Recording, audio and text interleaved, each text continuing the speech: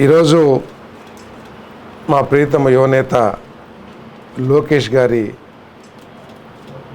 జన్మదినం. వారికి శుభాకాంక్షలు తెలియజేస్తూ భగవంతుడు వారికి శక్తి సామర్థ్యాలను కలిగించాలని, ఈ రాష్ట్ర అభివృద్ధి కోసం ఆయన పడుతున్న తాపత్రయం కానివ్వండి, ప్రయత్నాలన్నీ కూడా సఫలీకృతం కావాలని చెప్పేసి మరి ఆ భగవంతుడు తగు ఆశీర్వాదాలు ఇవ్వాలని చెప్పేసి కూడా నేను మనసారా కోరుకుంటున్నాను. ఈరోజు లోకేష్ గారు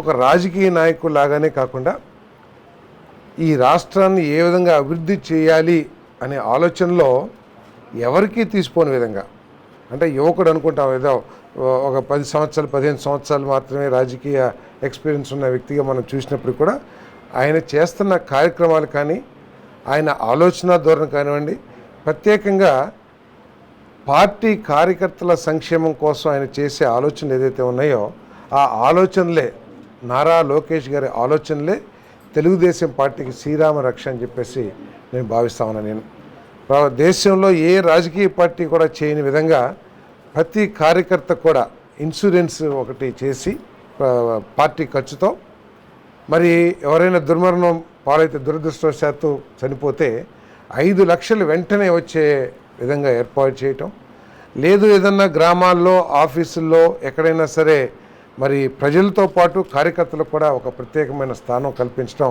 ఆయన ఆలోచన ధోరణి. ఆ ఆలోచన ధోరణి ఈ పార్టీని మరింత బలోపేతం కూడా చేస్తానని చెప్పేసి నేను భావిస్తున్నాను.